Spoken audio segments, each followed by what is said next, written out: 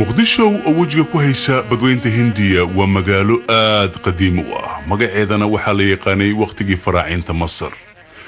6 ama 7 qarni ka hor magaalada muqdisho waxaa lagu dhisay masaajidyo iyo minaarado aad u qurux badan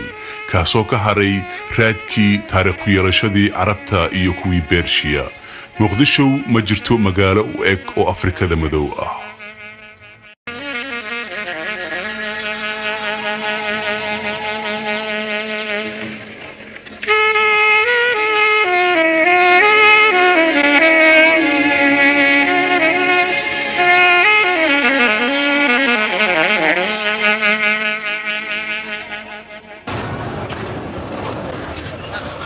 maanta muqdisho waa caasimada Soomaaliya dhismo casri ah iyo kuwa kale oo aad qadiim u ah dad badan iyo gawaari kala duwan ayaad ku arkaysaa meel walba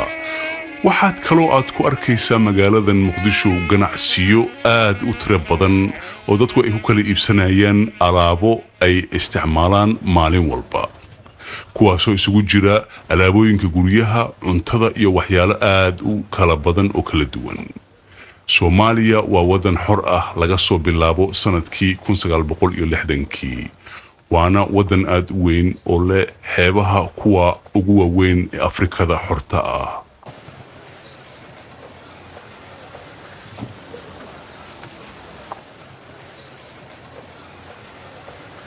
iyadoo lagu qiyaaso wadanka Soomaaliya inay ku nool yihiin 1980kii oo waqtigan ah dad u dhigma ilaa iyo ama ku dhow ilaa iyo 3 milyan oo qofood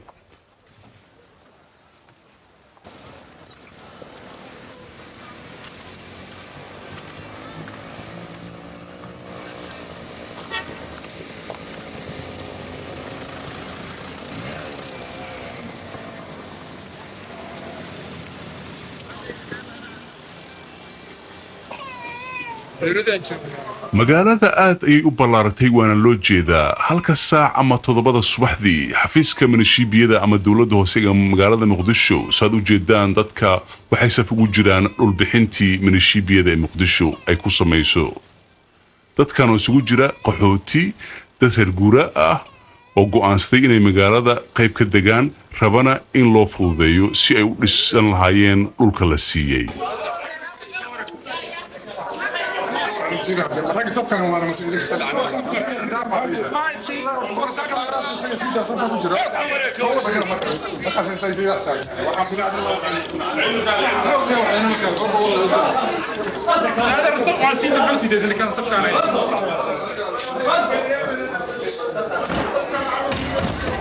xafiiska gudihiisa waxaa fadhiya shaqaalaha dawladda hoose ama milishiibiyada iyagoo ka wada hadlaya si ay u dhulka Soomaaliya ku yaala waxa iska leh dawladda bil kasta lootooyinka la qaybiyo waxa la kala siiyaa qof walba oo dhul la'aan ay hayso dhul kasta oo Soomaaliya ku yaala waxa iska leh dawladda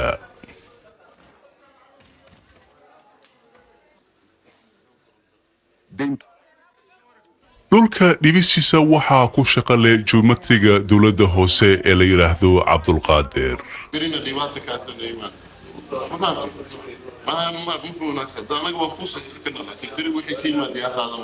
shaqooyinkan aan qabano waa shaqo socota maalin walba saad u jeedaan dad badan ayaana sugaya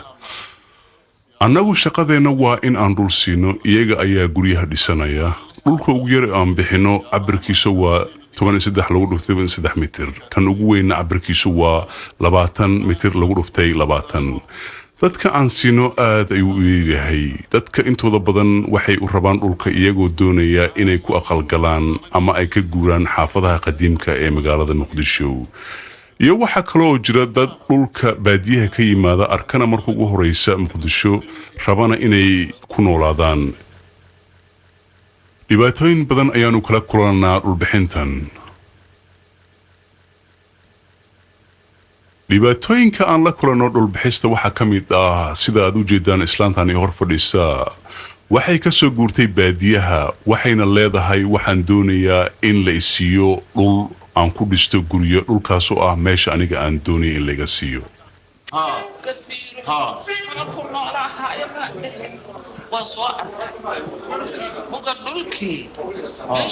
markaan weydiiyey dhulkii aan ku siiyey maxaa ku dhacay waxay leedahay dhulkaad isiisay aad ayuu u fog yahay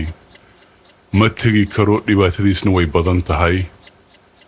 ee waxaan doonayaa meel dhow inaad isiisid aan kuu duceeyey waa inaad ii dhaqsataa mar dhow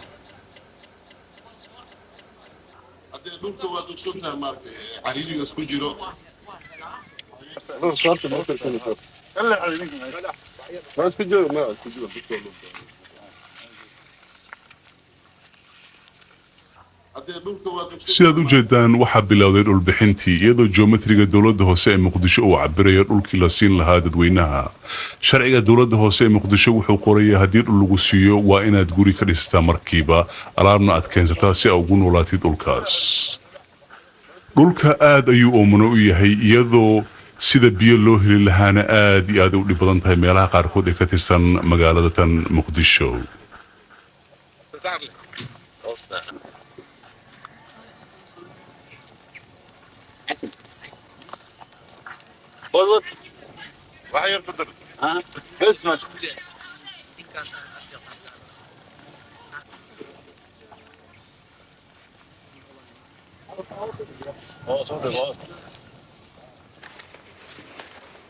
Adesso questo è già esecutivo,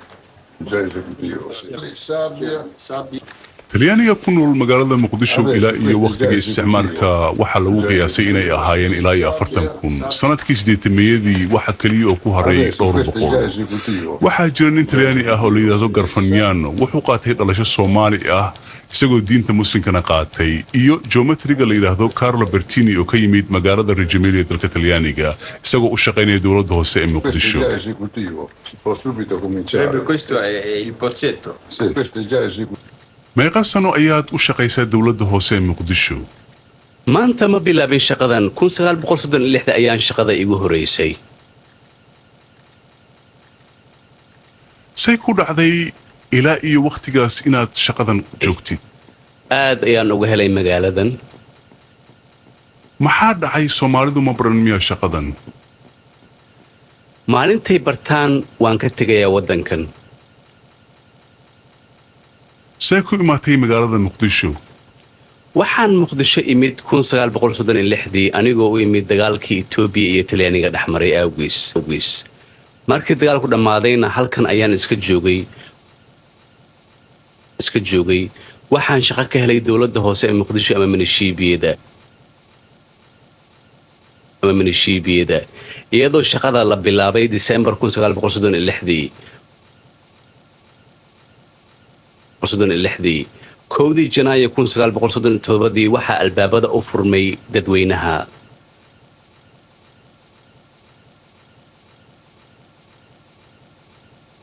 magaalada ma aragtay siday u fiday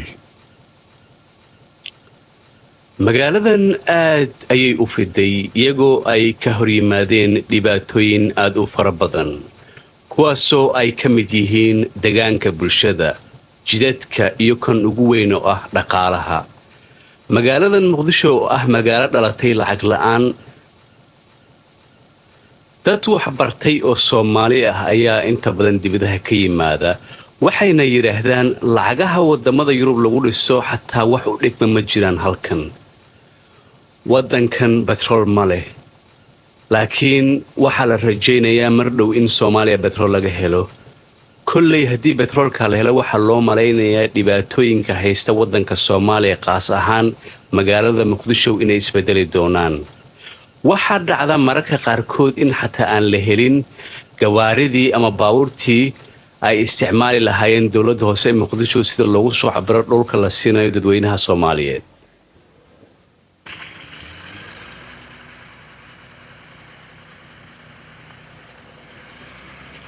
dhismahan aad u jeedaan waa sarta minishiibiyada ama dowladda hoose ee muqdisho waxay ahaan jirtay dhismihii laga xukumayay 10kii sano u dhaxaysay 1950kii ilaa 1960kii xukuumaddii ku meel gaarka ee Talyaaniga loo yaqaanay Fudushaariya kaasoo xukumayay ilaa iyo Soomaaliya ka hesho xornimada 1960kii xafiiskan weyn ee dhismihiisa waxaa hadda fadhiya duqa magaalada muqdisho yuusuf ibraahim abuuraas.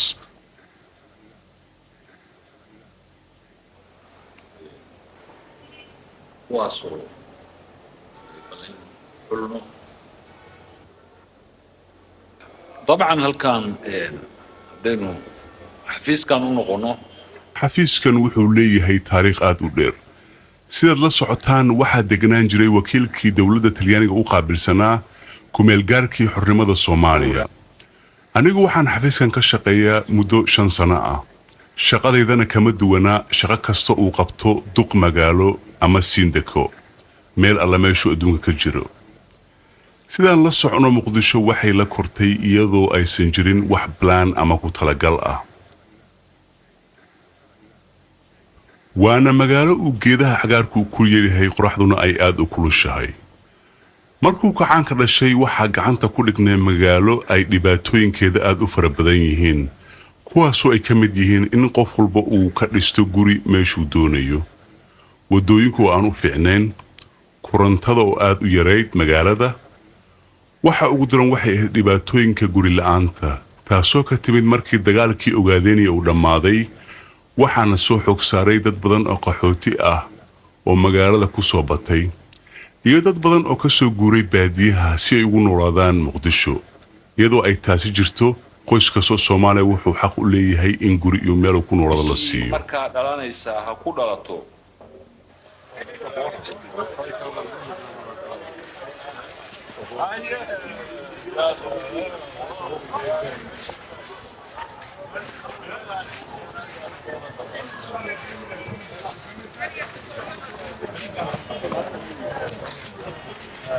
Soomaaliya waa wadan aad faqiir u ah.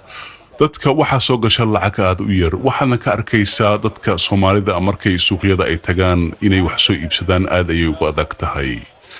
lacagaha adag ama lacagaha qalaad Soomaaliya waxay ka soo gashaa dhoofinta kalluunka, muuska iyo xoolaha nool. lacagtaasoo ay ku bedeshaan batroolka looga baahan yahay wadanka Soomaaliya. Soomaaliya warshado sida u fara badan male. waxa laga yaabaa inay ku yeelaan dhowr warshadood kuwaasoo soo saara dharka iyo cuntooyinka ay isticmaalaan dadweynaha Soomaaliyeed ee ku nool magaalada Muqdisho.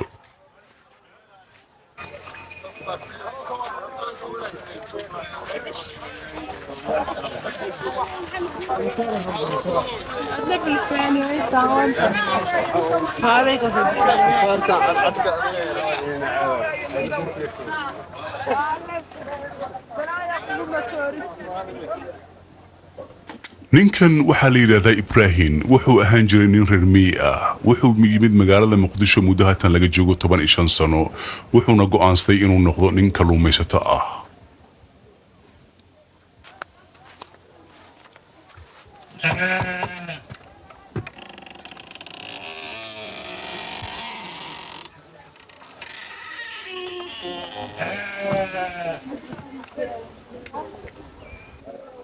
waa kan ilmahayga iyo xaaskayga. gabadhaydan waxaa la yiraahdaa Xaawo Qaasim, 9 sano ayay jirtaa. gabadhan kale waa Boosteeya oo macnaheedu yahay tan wax walba isku dubarida, 12 sano ayay jirtaa. Gariistan waxay jirtaa 6 sano. sanadkii koowaad ee iskuulka ayay bilowday. tani waa xaaskayga oo 30 jir ah, iyadoo aan ku guursaday da'aad u yar. iyo Qatra iyo Madiina oo 8 iyo 14 sano kala jira.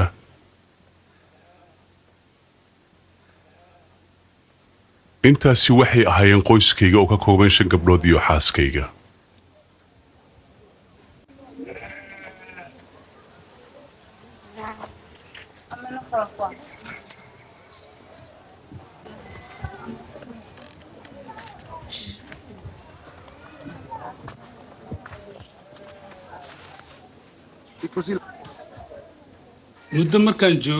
muddo markaan joogay magaalada Muqdisho ayaa dawladda hoose waxay siisay dhul guri aan ka dhisto, taasoo igu qasabtay inaan bedelo noloshaydii hore ee reer miyiga ahaa. markii guriga dhismihiisa bilaabay waxa ii suurtagashay inaan guursado oon xaas iyo caruur aan yeesho si aan noloshayda waxaan uga bedelo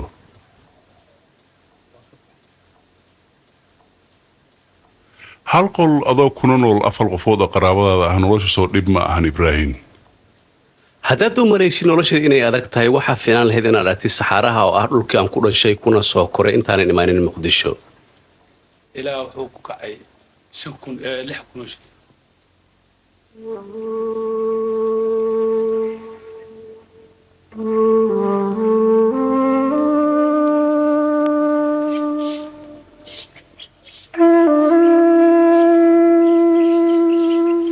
saxarahan oo ah meeshuu Ibraahim ku dhashay ayaa waxay tahay meel aad u kulul oo ka mid ah dhulka waddanka Soomaaliya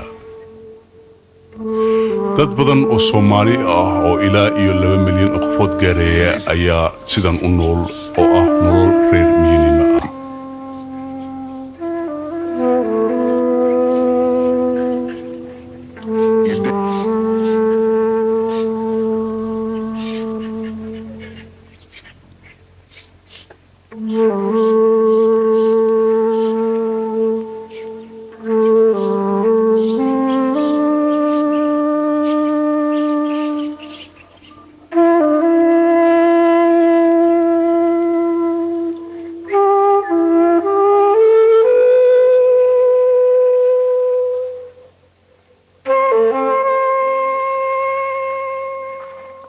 سلة نبض ملا رانو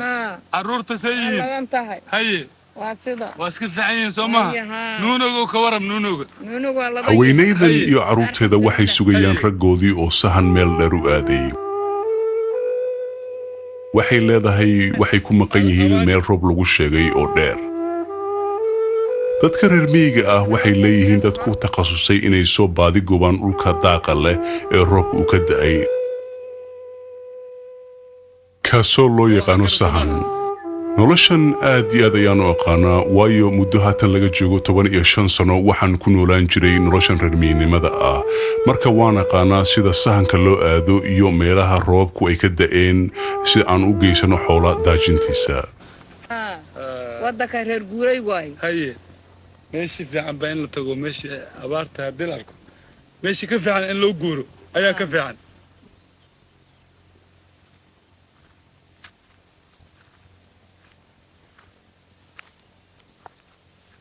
ملا فايا هاي نود صلوا مرون والرني هاي أضياء والرني هاي نود حالها هاي halka bahalka ma yaalo كان وحواي وكلون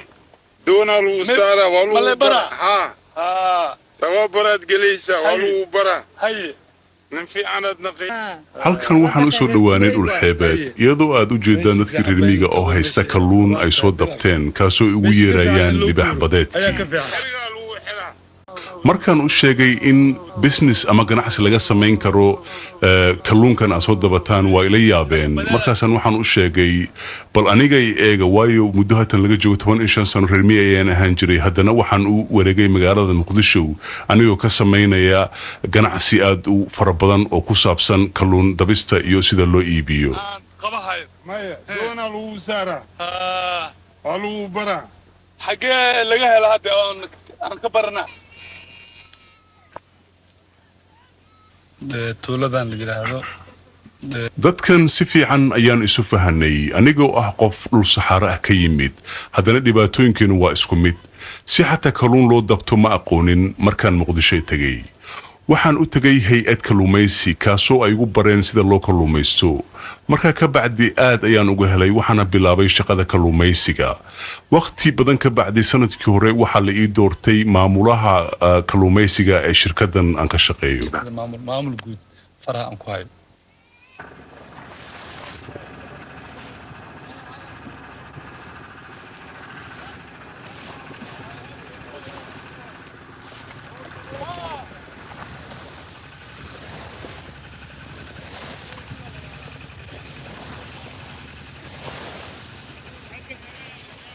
badda Soomaaliya waa badaha adduunka ugu kalluun badan uguna nadiifsan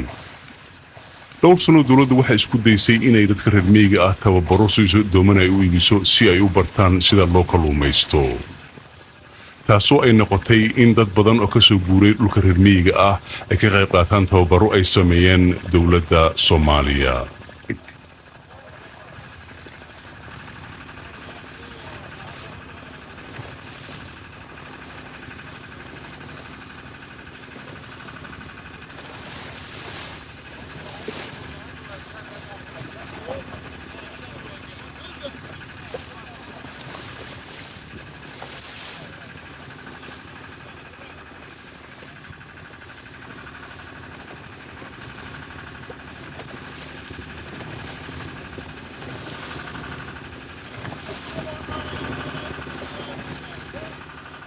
reer miyignimada waa dhibaatooyinka ugu weyn ee dalka Soomaaliya haysta.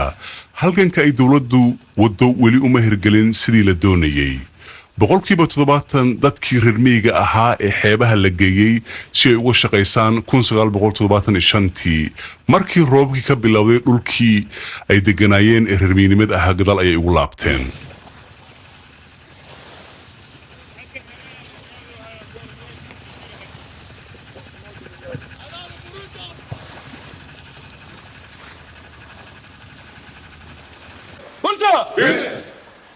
جاليال شركة عادي هاي هالكاس أيو نوغو أجي كلهم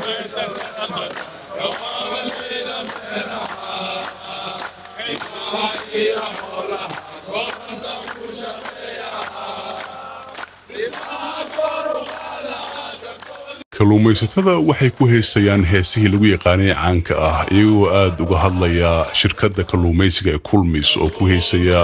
wax soo saarkeena ayaanu badinaynaa kalluunka ayaanu badinaynaa iyo wadanka waxtarkiisa ayaanu badinaynaa.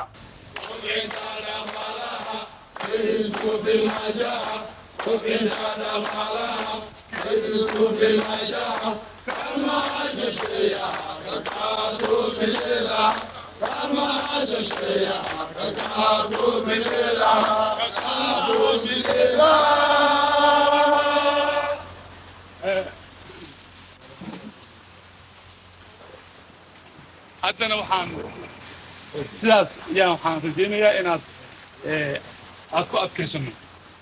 talabaad wax soo saarka ah. kulankeeni caadiga ahaa ee khamiis walba maanta waxaan kaga hadlaynaa sidaan u xoojin lahayn wax soo saarka una midoobi lahayn si aan shirkaddan wax soo saarkeeda u kordhino isku filnaanshan aan u gaarno. sidaan la socotaan qof walba oo shirkaddan u shaqeeya wuxuu ka yimid meelo kala duwan oo wadankeena ka tirsan iyagoo u yimid inay bartaan sida loo kalluumaysto si ay wax u qabtaan qoyskooda iyo wadankooda. sidaad la socotaan waxaanu ka hadalnaa waxyaabo aad u fara badan oo isugu jira imise kalluun ayaa la soo dabay faa'iidada waa imisa sidaan u kala qaybsanaa. nimanka aan keeneen adinka maadaama anaga shay halis aan ku dhex jirno aan ku dhex shaqeynayno waxa dhaci karto sidaad u jeedaan waxaa bilowday su'aalihii ay kalluumaysatada weydiinayeen guddoomiyaha iyo maamulayaasha shirkadda iyagoo ka hadlaya dhibaatooyinka ay sheeganayaan. marka anaga arrimaheena waxaa la rabaa inaad si fiican ad u baartaan mugarad yacni dhinaca oo sukurasyoonaan ka hadla markii anaga dhibaata ina soo food saar taas kaliyaan ka hadla.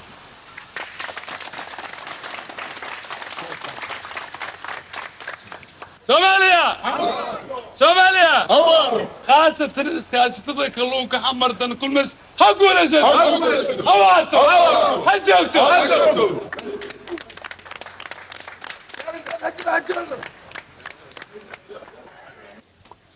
ibraahim ma u hilowday noloshaadii reer miyignimada? mararka qaarkood ayaan soo xasuustaa laakiin noloshayda ayaa aad u wanaagsan ee dhib ima hayo.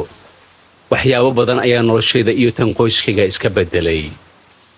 laakiin iyadoo sidaa ay tahay haddana qof walba meeshuu ku imaaday waa u hilowdaa waana jecel yahay maalin uun ilaahay hadduu yidhaahdo inuu ku laabto. dadka kula shaqeeya ma hiloobeen iyagana? ilama aha aniga ayay ila mid yihiin.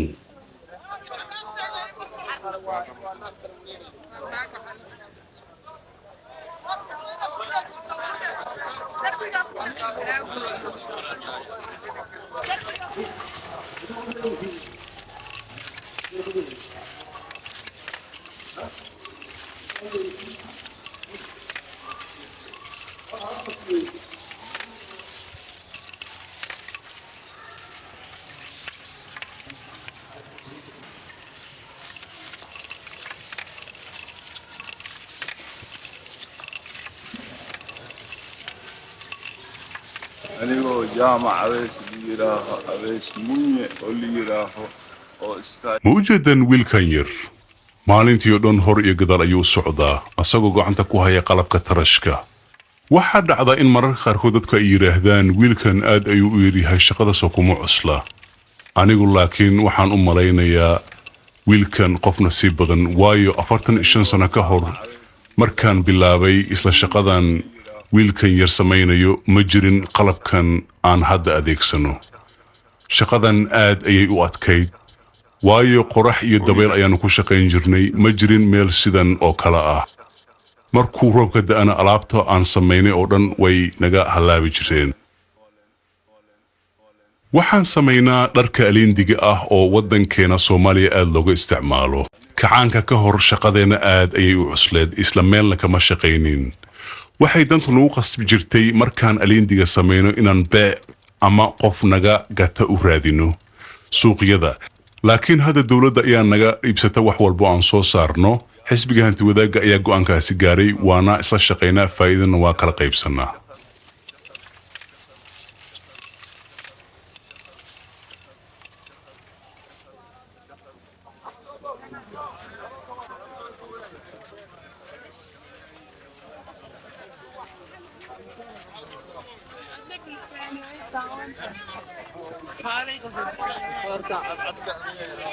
dhismahan oo ah xarunta xisbiga ee xaafadda Boondere waxay ka mid tahay 16 xaafadood ay ka tirsan tahay magaalada Muqdisho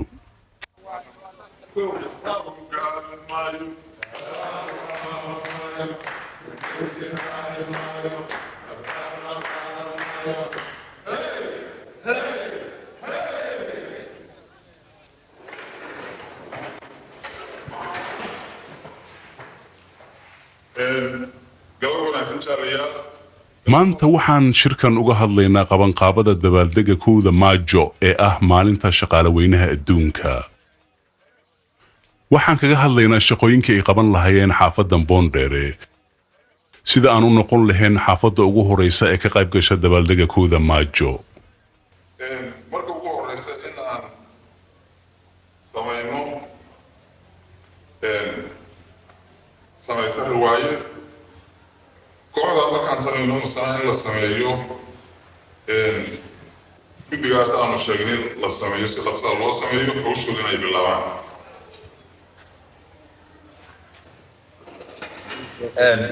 gudoomiye arrintaas aan waxaan ku kordhin lahaa maadaama sanad walba magaalada Muqdisho waxaa ka dhaca dabaaldeg aad iyo aad u weyn oo lagu xusayo maalinta shaqaale weynaha adduunka ee 1 Maajo waxaa ka soo qayb gala 16 xaafadood ay ka tirsan tahay magaalada Muqdisho xaafadan Boondere oo ah xaafadaha ku yaala bartamaha magaalada Muqdisho ka qaybgalka bisha 1 Maajo waxay tahay mid dadku ay u faraxsan yihiin iyo ka qaybgalaya mahrijaano ku soo bandhigayaan ciyaarihii hidaha iyo dhaqanka Soomaaliyeed marka isku duwadridka loogu talagalay bishan 1 Maajo waxay bilaabataa waqti aad u dheer iyadoo ay qaadato hal maalin kaliya si qof walba ugu qayb galo mahrijaankan qodobadaas oo ka kooban sidaan hore u sheegay 12 qodob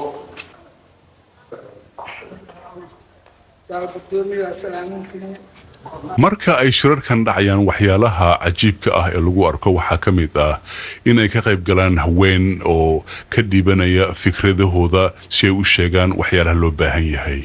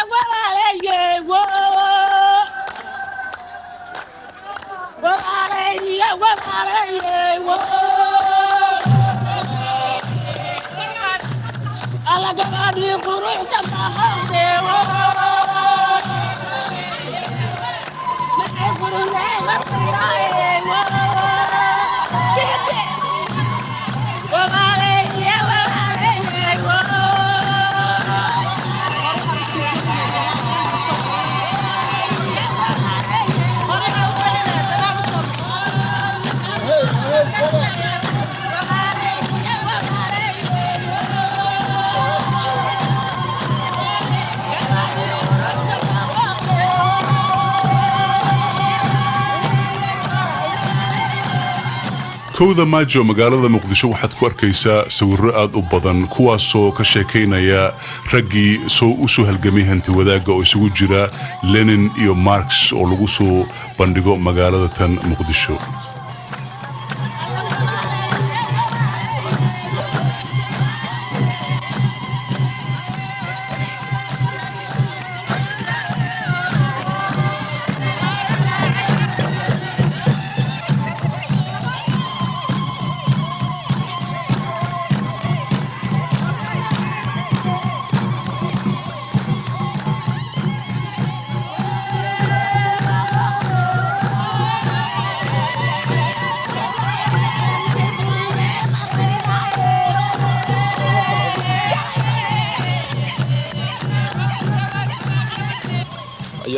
ciyaarahan waa kuwa hiddaha iyo dhaqanka Soomaaliya oo soo jiray waqti aad u dheer welina aan lumin taasoo uu xisbiga hanti wadaagga kacanka Soomaaliyeed uu aad ugu dhiirigeliyay waxay muujinayaan farxadda ummadda Soomaaliyeed iyagoo ilowsinaya waqtigii dheeraa ee gumaysiga ay ku jireen.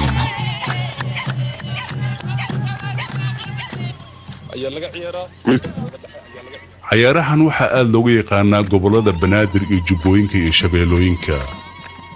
nimankan dabka ku ciyaaraya waxaa aad ugu faraxsan oo daawanaya caruur aad u far badan oo ka timaaday xaafadda Boondheere ee magaalada Muqdisho.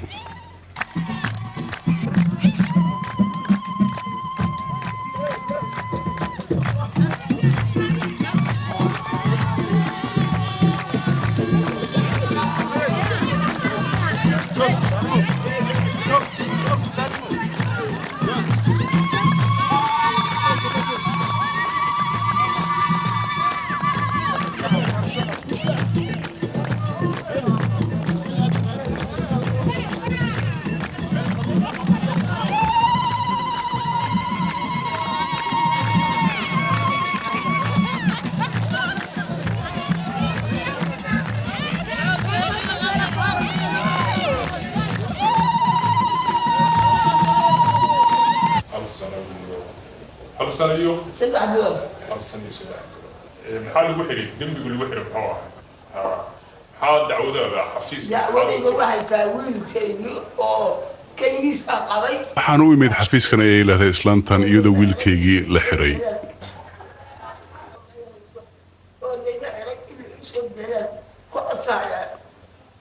قورما الحري ويلك sababta loo xiray maxay tahay?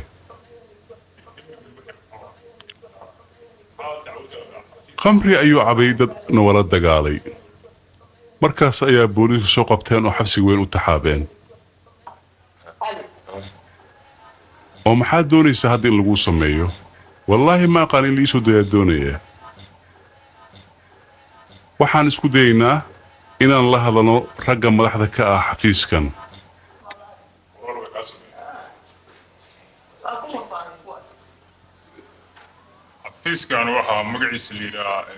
xafiiskan waa xafiiska nabadgelyada ee xaafadda Boondheere.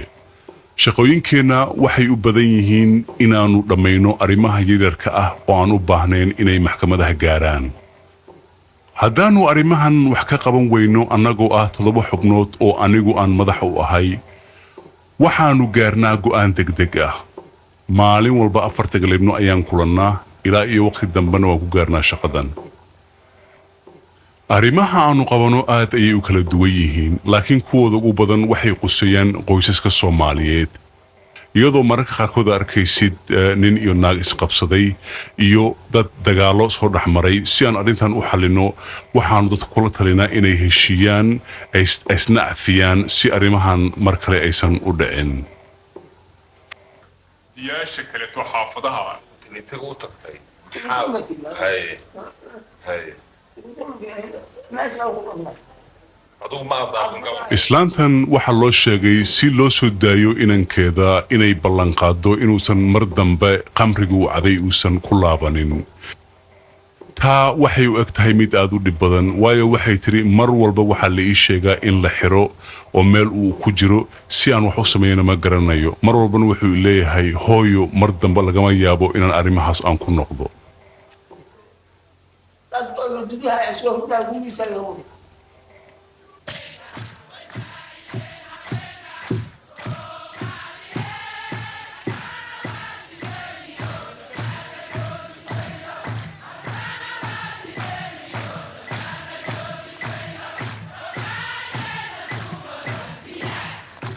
dadkan waxay ku heesayaan Soomaaliya gadaal u laaban mayso. dowladdu waxay jeceshahay inay isu keento dadka fanaaniinta ah iyo dhalinyarada si ay gacan weyn uga gaarsiiyaan xisbiga hantiwadaaga kacanka Soomaaliya.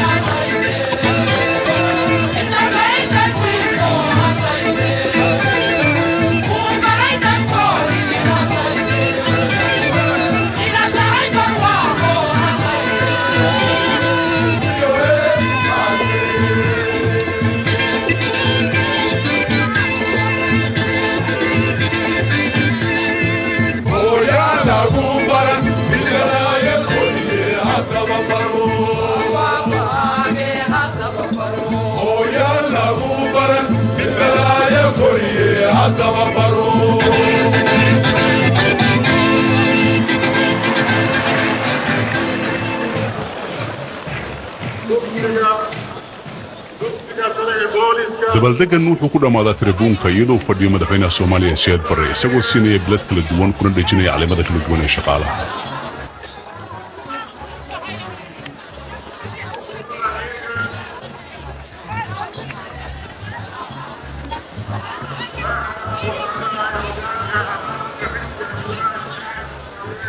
Soomaaliya waxa aad u xumeeyay dadkii ay xulafada ahaayeen. Mareykanka waxay yimaadeen markii xornimada ay Soomaaliya qaadatay waxayna ka tageen markii kacanku u dhashay kii Ruushkana waaba ka sii yaraa. dowladda maanta waxay isugu yeertaa hantiwadaag iyo wadanimo oo ah waxa kaliya ay wadankan Soomaaliya uu kaga bixi karo dhibaatooyinka soo foodle iyo kuwa hadda ay ku dhex jiraan.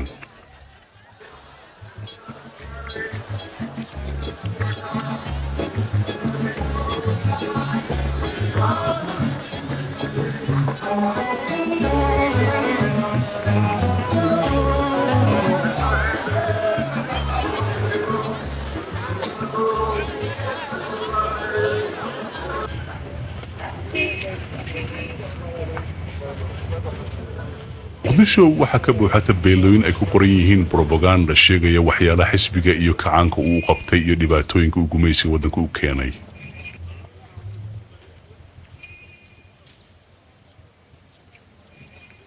waxyaalaha caanka ah ee muqdisho lagu arko waxa kamid ah geesiga Soomaalida Sayid Maxamed Cabdulla Xasan oo la dagaalamay Ingiriiska, Talyaaniga iyo Maxaarada ka soo dhacay 20 sano ugu horeeyay qarnigan.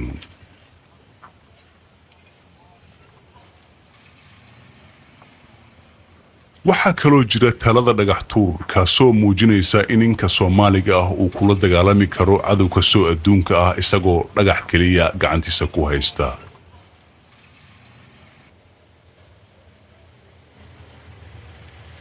waxa kaloo aad muqdisho ku arkaysaan taalooyinka gumaysiga Talyaaniga uu ka dhisay caasimadan. taladan oo loo dhisay markuu socdaal ku yimid magaaladan amiirkii boqortooyada Savoia Umberto ee wadanka Talyaaniga. waxaad arkaysaa ilaa iyo hadda taladan loo dhisay Umberto di Savoia inaysan waxba iska bedelin dhismaheeda. waxaad kaloo arkaysaa guriga loo yaqaano Casa di Fascio oo Talyaaniga waqti hore ka dhisay Muqdisho.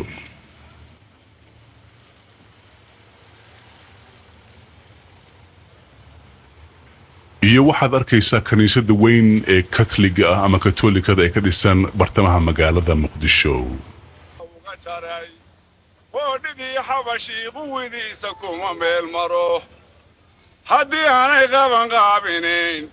قري ماتورين هدي أنا غابن غابنين قري ماتورين على تريقكم دلي waxaad u jeedaa gabyo Soomaali ah oo la yiraahdo Ibrahim Merlo isagoo ku gabyaya gabyo ka soo jeeda gumaysiga fara badan ee Soomaaliya soo maray qaasatan gumaysigii Xabashiga. haddii aanay qaban qaabinayn qori iyo dagaal qawda ma hayeene ardi sababa kuma soo qubeen ku baquudhun leh waana qaanacayee qalbigaan ka jaray meeshan iyo qabadki dayreedee haddaan qumaatuu tirsho afarta intaan qaaf ka dayey qoyn makahigaasee midkayba waa qori jiray mayli qabadsiiyey afar kalanaan qaabiley ma tagtay waddanka talyaaniga haa 1937 ayaan tegey halkee ka tagtay roma laakiin napoli dekedeeda ayaan ka degay waa markii igu horeysay noloshayda aan markab raacay askarta iyo shaqaalaha markabka waxay nagu yiraahdeen Itaaliya ayaa tegaynaa Mussolini ayaan soo arkaynaa safarka aad ayuu dheeraa jirabadeed ayaa igu dhacday Napoli ayaan ka soo degnay waxaana u gudubnay magaalada Roma oo aan tagnay xero askarta lagu tababaro anigoo bilaabnay tababarkii dheeraa ee askarnimada aad ayuu u dhibadnaa waxyaalaha aan xasuusto waxa kamid ah in Roma ay ka kulleed Muqdisho dad badan oo dhalinyaro ah oo Muqdisho ka tagay ayaana israacnay waxay noogu yeeri jireen magaca Dubad dharkeenu ka duwanaa kuwa askarta Talyaaniga koofiyada baalka daawuska ayaanu gashan jirnay waxa kaloo xasuusta Mussolini oo mar walba noo qodbeen jiray inagoo saf ku gali jirnay wada la yiraahdo Via dell'Impero dadka wadadaas taagan ee Talyaaniga ahaa mar walba markayna arkaan askartan ka timid Afrika ee u dagaalamaysa dawladda Talyaaniga aad ay ugu faraxsanaayeen waxaan arkaysay iyagoo mar walba noo saxabtumaya markaanu soo marno wadooyinka ku yaala magaalada Roma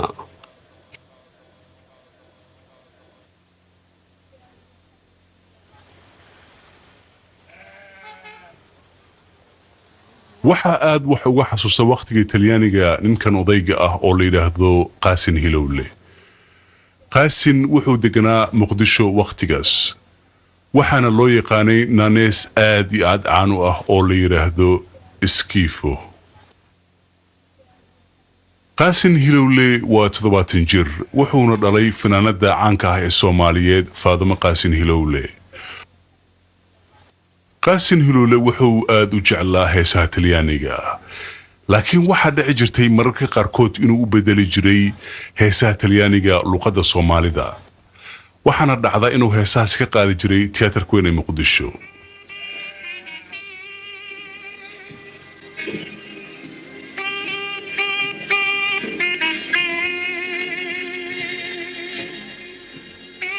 Qaasin waxa aad loogu yaqaanay inuu ku heeso heesaha qabow mararka qaarkoodna waxa dhici jirtay inuu heesahani ka qaado tiyaatarka Muqdisho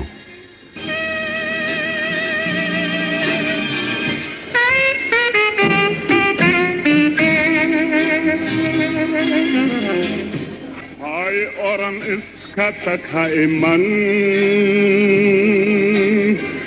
haddaan heebtaadi soo helay hay oran iska tagha iman haddaan heebtaadi soo helay hay oran iska tagha iman abaar iyo aaran onkodisoy arag adigan kuwoyayaan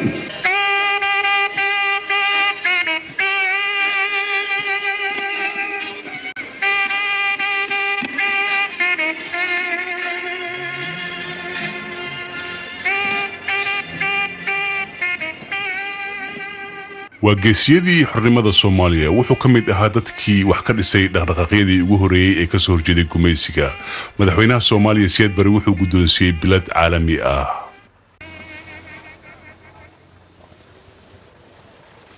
goorma magaca Iskifo lagu bixiyay mar walba waxaan ku heesi jiray heeso Talyaani ah waxa aad u jeclaa fanaanka Carlo Bunti hees uu qaadi jiray oo la yiraahdo Skipa marka dhalinyarada waxay maqleen Carlo iyo heesi Skipa waxay u maleeyeen Carlo Skifo marka waxa dhacay waxa isku ekaaday magacii heesta oo ahayd Skipa iyo dhallinyaradii oo u maleeyey magaca inuu Skiifo yahay marka mar walba jidka aan marayo qof walba oo dhallinyarada kamid ah isnaqaan isla heesi jirnay waxay ugu yeeri jireen haye Skiifo iska waran maanta gurigaaga waxaan ku arkay diskiyo heeso Talyaani ah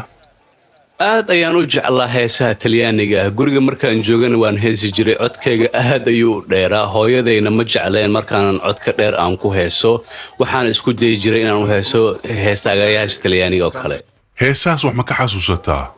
haa si fiican mana maqashiin kartaa Chitarra d'amor, quando sorge la luna nel ciel, tutta dorme qua giù, accompagnami tu con la tua canzone. Chitarra d'amor, canta ancora la canzone d'amor, la canzone d'amor che ripeta il mio cuore la divina illusione. Lo so, è solamente un'illusione d'amor che svenirà come ruggida nel sol, ma basta ciò per far sorridere questa cuore. maxaad ka xasuusataa waqtigii Talyaaniga uu joogay Muqdisho waxa igu horeeyay aan xasuusto waa iyagoo furay dugsiyo hoose iyo iyagoo bilaabay garoomo isboortiga lagu ciyaaro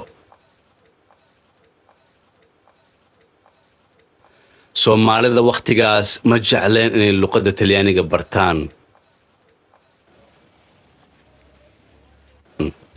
hooyaday lugta ayay mararka qaarkood iga xiri jirtay imana ogolaan jirin inaan luqadda barto iyadoo u maleysay wax aad u xun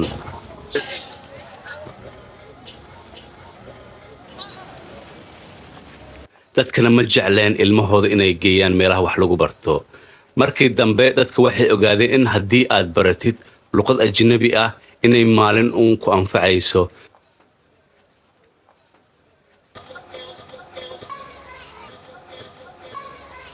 sida daraadeed dad badan ayaa caruurtoodii keenay iskoolada Talyaaniga iyadoo baray isboortiga iyo luqadaha oo Talyaaniga ah oo markaas ay dhigayeen macallimiin ka imaaday wadanka Talyaaniga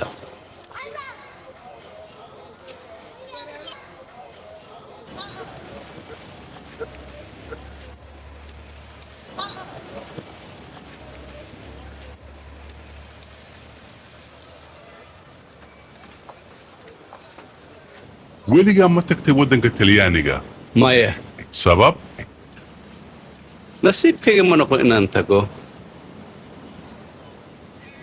waan jeclaa inaan tago Itaaliya si aan u arko magaalooyinka Venezia Roma Milano Torino see ku baratay luqadda Talyaaniga weligay iskool uma tegin si aan u barto luqadan waxaan ka bartay garaash anoo aad u yar waxaan u shaqayn jiray nin Talyaani oo la yiraahdo Francesco Banano gurigiisa ayaan tagi jiray ninka cuntada u kariya ayaan la hadli jiray ilmihiisa ayaan la ciyaari jiray si dhibir ayaan ku bartay hatta waxa gaaray heer inaan aqriyo jaraa'idka af Talyaaniga buugaagta waxa kaloo la hadli jiray ardayda Soomaalida ee luqadda baranaysay anoo weydiin jiray waxay maanta soo barteen markaan weydiiyo waxay ii sheegi jireen in maanta loo soo qoray ABC-ga Talyaaniga ah markaas ayaan waxaan akhrin jiray waxyaalaha ay soo qorteen iyo anagoo wato waraaq yar ayaan ku qoran jiray waxyaalaha ay ka soo bartaan iskuulka maanta markii dambe waxaan gaaray heer ah in heesaha Talyaaniga aniga gacantayda aan ku qorto aan heeso ama u bedelo iyadoo laxankii isku mid ah luqadda Soomaaliga marka aad ay u dhib badneed sidaan u barto luqaddan Talyaaniga laakiin waxaan ogaa luqad walba in la baran karo adoo xataa iskool u tagin haddii aad isku xujisid inaad barin kartid luqad kasta marka dhibkaygaba ha ahaatee laakiin waan bartay luqaddii Talyaaniga ahayd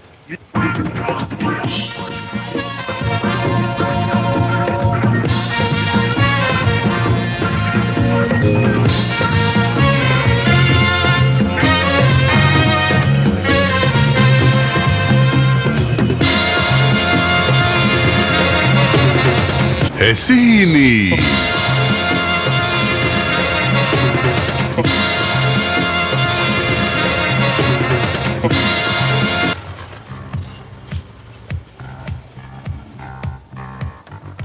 سلام wanaagsan waxaan idinka salaamayaa raadiyo muqdisho ku soo dhawaada barnaamijkan nuska saaca ee luqadda Talyaaniga oo ugu talagalnay dadka Talyaaniga ee degan magaalada Muqdisho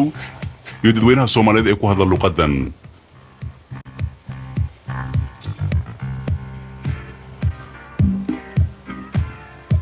waxaan idin soo gudbinaynaa heesihii caalamiga ah oo isugu dhex jira heesaha Michele Zerillo, Napolitano, Michael Jackson, ABBA iyo ugu dambeystii Supertramp.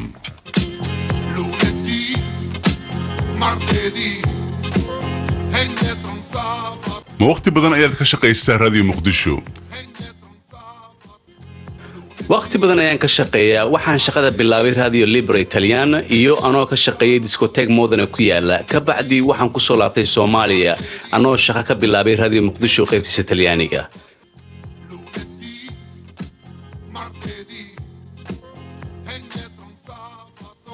meeqa sac ayaa soo daysaan barnaamijkan nus saac kale ayaan soo daynaa yaa idin dhegaysta way kala duwan yihiin dadka Soomaaliyeed ee luqadda ku hadla iyo Talyaaniga waddanka degan iyo dad ajnabi oo luqadan ku hadla iyagoo dhagaysta heesaha iyo wararka iyo waxyaalihii ugu dambeeyay ee ka dhaca waddanka Talyaaniga iyo waddankan Soomaaliya ma jeceshahay shaqadan cali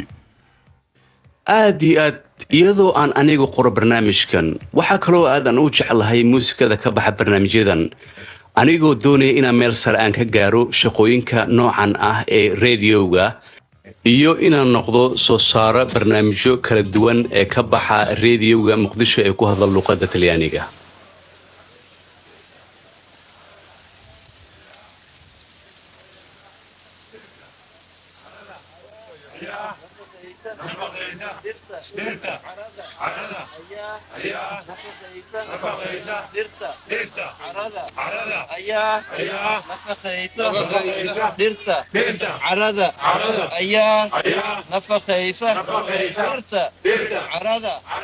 tuulow dhow magaalada muqdisho waxa ka furan dugsi wax lagu barto muddo 7 sano dawladda Soomaaliya waxay bilowday ololaha waxbarashada 1975 iskuulada iyo kuleejooyinka oo dhan ee waddanka Soomaaliya waa la xiray 25,000 arday Soomaali ah ayaa waxa loo kala diray meelo walba oo Soomaali ka mid ah si u faafiyaan waxbarashada luqadda Soomaalida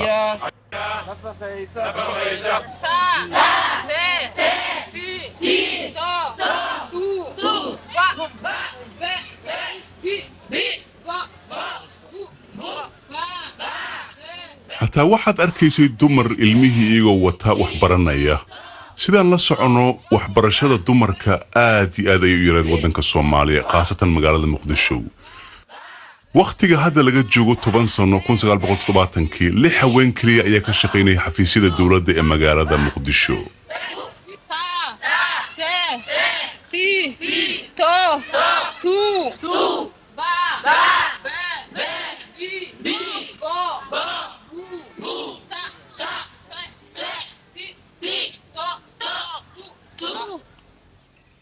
maamulaha dugsiga beesh jambaluul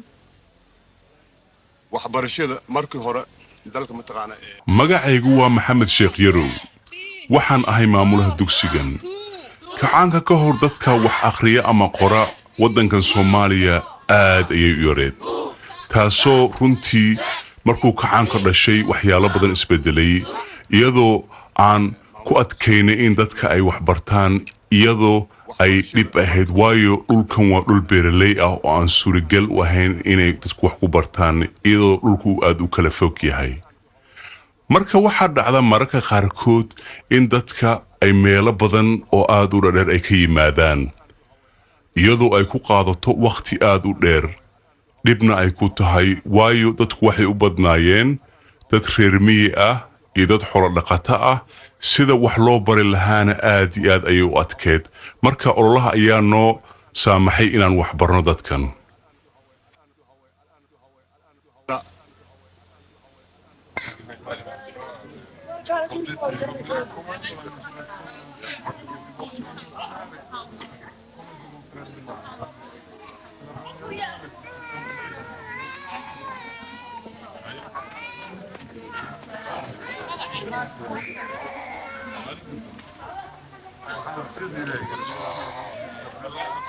dhibaatooyinka ugu weyn Soomaaliya haysta iyadoo la ogyahay inay hal madaxweyne hal calan iyo hal jamhuuriyad ay yihiin in ku dhow 2 milyan ay weli ku nool yihiin nolosha miyiga iyagoo aan haysan wax daryeel caafimaad iyo bulsho xuduudida Soomaaliya waxa ka socda dagaalo adduunweynaha ay iska iloobeen dawladda waxay xoog saartay meelaha magaalooyinka ah ee dadka degan yahay iyadoo keentay xarumo caafimaadka ee haweenka iyo caruurta xataa caasimadda aad ay u adagtahay in la helo meel dadka lagu daaweeyo sanadka ugu dambeeya ee ardayda caafimaadka waxay ka shaqo galaan xaafadaha ugu faqiirsan magaalada Muqdisho iyagoo kula talinaya dadka sida xanaanada caruurta iyo ka hortagga cudurrada iyo waxyaalaha kale ee fara badan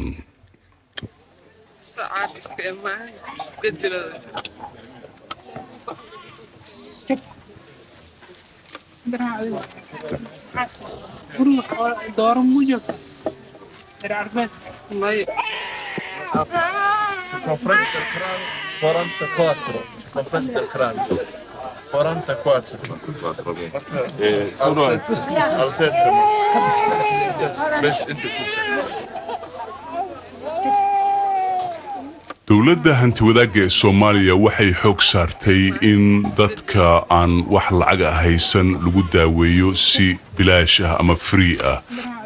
kaasoo keentay in dad badan oo ka yimaaday naaxiyaha magaalada Muqdisho ay yimaadaan si ay u helaan daawooyinkan lacag la'aanta ah si ay u daaweeyaan caruurtooda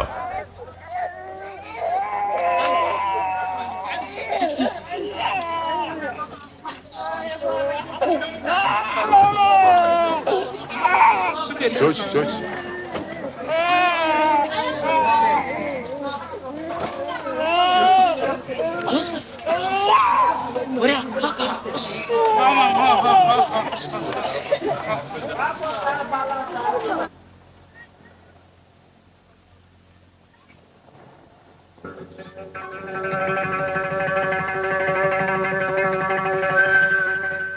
sida loo dejin lahaa reer guuraaga magaalada Muqdisho waa shaqo aad u dhib badan dadka halkan degan dhibaatooyinka ugu weyn ay sheegtaan waxa ka mid ah biyo la'aan dhibaatooyin xagga bulshada oo aad u tiro badan xataa marka cudur ku yimaado intooda badan ma aadan isbitaalka Muqdisho waxay u tagaan dadka ku shaqeysa daawooyinka dhaqamaha ama traditionalka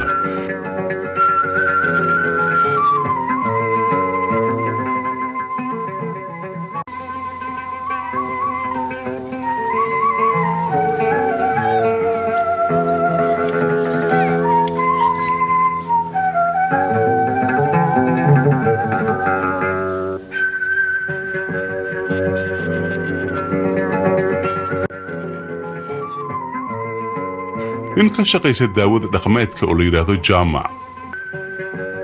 ninkaas oo dadka ka tuma cudurka mingiska ayaa waxa uu yimid professor Gherardishi oo ah professorka psychiatrika ama cudurka maskaxda ee jaamacadda Pizza ee dalka Talyaaniga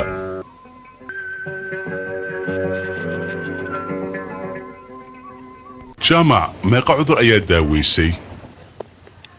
cudurka jinka ee dadka madaxa ka gala jini dadka jirkiisa ku jira haa maxaad ku samaysaa waan daaweynaa qofka ma raystaa haa imisa wax badan ma dumar baa u badan dadka daaweysaan dumar iyo ragba qofka maanta daaweynayna waa nin waa gartay ma qaali baa daaweyntaan maya ma badna waa 1,000 shilin qofkiiba waqti ma qaataa daaweyntaan hal jini waxaa lagu saaraa 3 maalmood hal jini 3 maalmood haa 1,000 shilin oo keliya haa iyo jini 6 maalmood lagu saaro iyo mid 9 maalmood lagu saaro waa gartay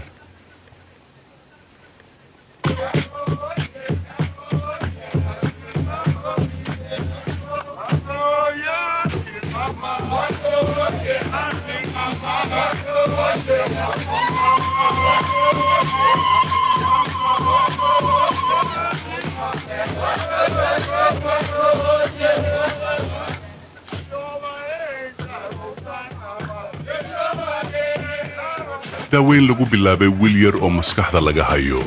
wuxuu ka yimid qoys reer miyi ah isagoo soo gaaray magaalada muqdisho markii reerkiisa ay kala quusteen daawooyinkii caadiga ahaa ayay waxay keeneen muqdisho si jaamac uu jinniga inanka uga saaro ama uga tumo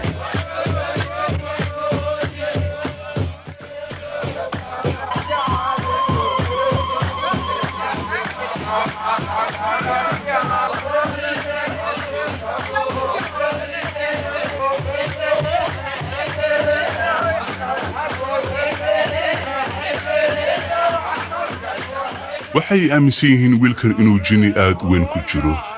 dumarku waxay ku heysayeen inuu jinniga wiilka ka baxo iyagoo u ballanqaadaya hadiyado kala duwan sida lo geel ari iyo dahab marka jinniga laga saaro waxaa dhacda inuu jaamac u yimaado inanka kalana hadlo dhegta isagoo leh jinniyow maxaad u baahan tahay ka bax wiilkan waxaa dhacda mararka qaarkood inuu jinniga markiiba ka baxo laakiin aad bay u adagtaa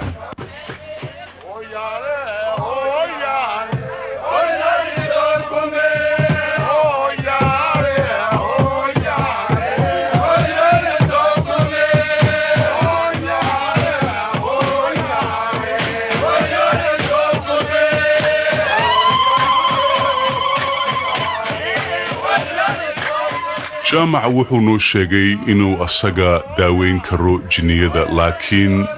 in jinniga markuu ka baxayo uu ilaah uun ka saari karo wuxuu isku dayaa mararka qaarkood hadduu jinniga ka saari waayo inuu u yeero dad kale oo asaga khibradda aad uga sareeya si ay jinka u saaraan